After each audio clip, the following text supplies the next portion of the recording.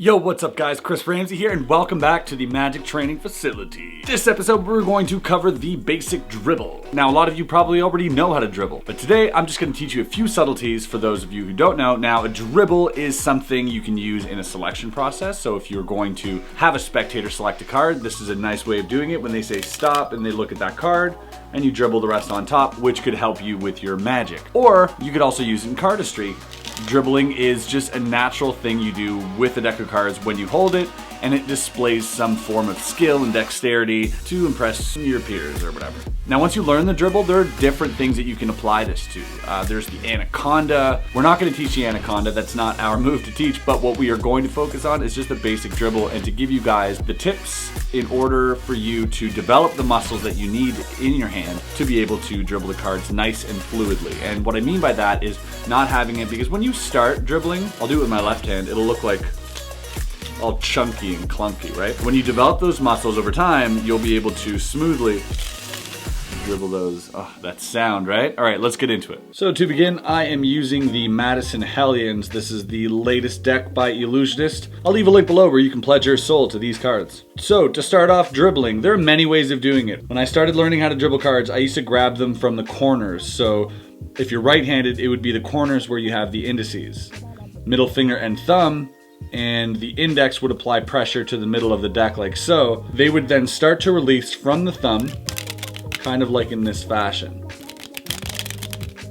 That's a really sort of cool way of doing it. It's just not the way that I do it anymore, but feel free to learn this if you like. So once again, middle finger and thumb.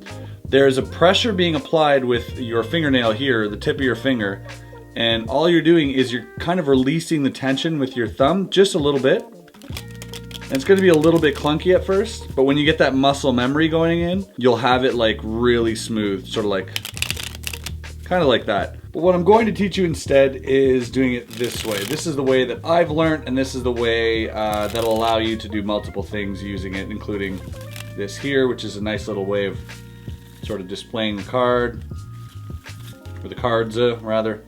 So for this dribble, you want to have your middle, ring, and pinky right here, your thumb on the back corner, and your index is not going to be curled, it's actually going to be straight on here, and that's going to be difficult at first. This is going to be a hard thing to accomplish at first, is to get that bend with that index, because you have to develop that muscle, but work through it, muscle through it, and you'll get there eventually. Now the index is going to be what's applying pressure, so instead of pushing it here, you're going to push it here, and one card at a time from your thumb, just one card, you're going to try to riffle off just one card at a time into your hand. That's the kind of training you want to do. So just kind of like a book, kind of like if you're opening a book.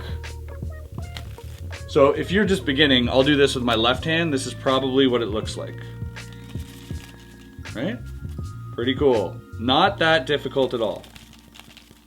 But now what you want to do, instead of dropping it into your hand like this, you want to drop it into your hand from here.